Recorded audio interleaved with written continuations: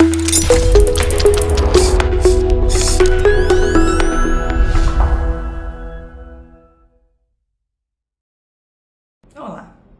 O tema de hoje é intervenção e liquidação de uma instituição financeira, baseado aí no que aconteceu agora em novembro de 2025, que é a intervenção e a liquidação do Banco Master. No caso específico do Banco Master, só para dar uma palhinha rapidinha, é uma grave crise econômico-financeira.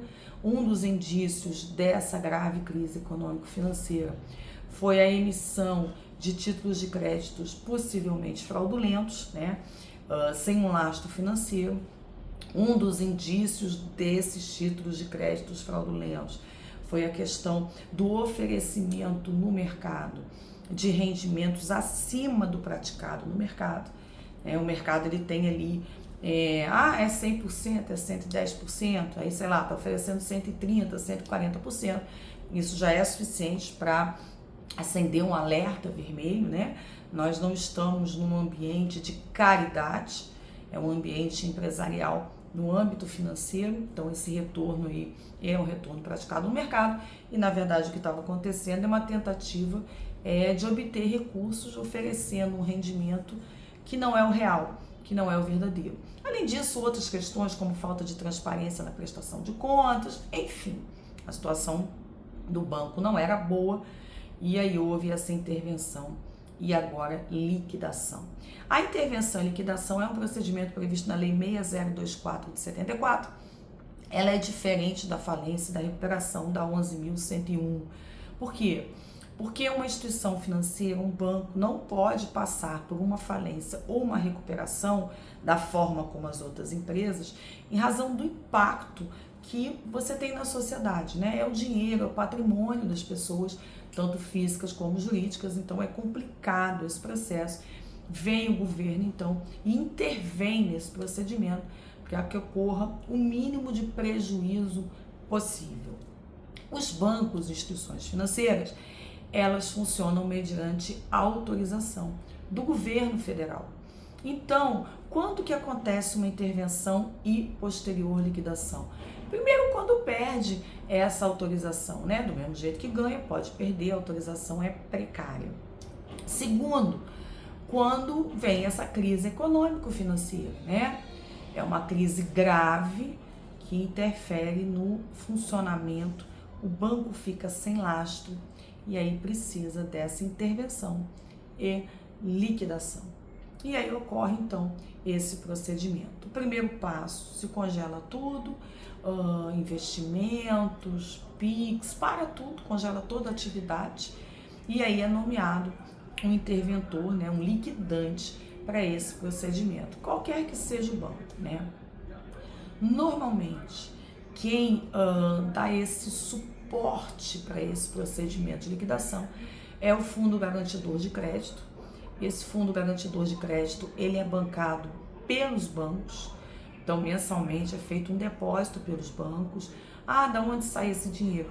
Dos depósitos do seu dia a dia, dos investimentos, O banco, ele pega então parte desse recurso e mantém esse fundo. A finalidade desse fundo é realmente como se fosse um seguro, uma garantia, no caso de alguma crise de algum dos bancos participantes do fundo, esse fundo então possa ajudar. Então, tal como acontece agora com o Banco Master, o que acontece com esses bancos, quando tem esse procedimento de intervenção e liquidação, o fundo vem para ajudar. Em que sentido? Nos pagamentos, para que as pessoas tenham o mínimo de prejuízo possível. Então é necessário fazer um cadastro, é aberto um prazo aí para as pessoas se cadastrarem, se faz um levantamento desses correntistas, desses investidores, e aí se faz um planejamento, um cronograma para retorno desse valor, a devolução desse valor. Pelo menos aí pode colocar uns 30 dias, até mais, para a organização disso e início de pagamento.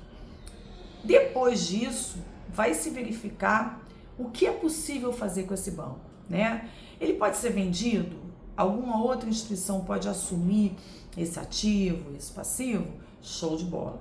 Ou a situação é tão complexa, é tão complicada que não tem outro jeito a não ser realmente liquidar sem venda, né? Liquidar como se fosse uma falência, acabar com a atividade e tentar pagar o máximo possível às pessoas. Ah, então é possível que de repente eu era correntista, tinha um dinheiro e não vou ter o retorno desse dinheiro? Sim, é possível, né?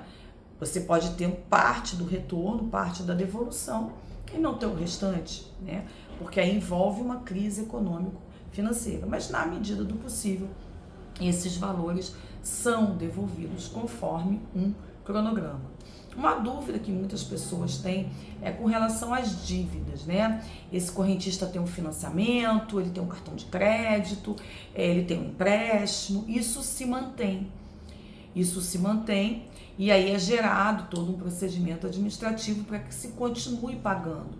Ou seja, na situação de um fechamento, entre aspas, de um banco, né, esse processo de intervenção e liquidação, do mesmo jeito que você tem direito a receber seu dinheiro, seus investimentos, aquilo que estava ali na instituição financeira, você também tem a obrigação de cumprir com as suas pendências, seus débitos financeiros.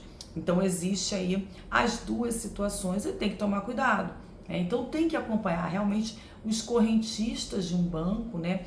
Os investidores de um banco que está numa situação dessas, tem que sim acompanhar e saber todo o procedimento administrativo, porque liquidação e intervenção ela é administrativa. Então tem que acompanhar os prazos, acompanhar o procedimento para se cadastrar, para receber os seus valores, acompanhar o procedimento para pagamento, é boleto que está sendo emitido, como era, né, a situação do débito daquilo ali, até que se resolva, né, repito, ou a venda daquele patrimônio, né. Quando a gente fala venda da pessoa jurídica, na verdade é do controle, né, não é da pessoa jurídica como um todo, é do controle acionário daquele banco, e aí outro assume, um fundo de investimento, um outro banco assume, ou se realmente vai fechar as portas, como muitas vezes aconteceu no passado. Espero aí, nesse rápido vídeo,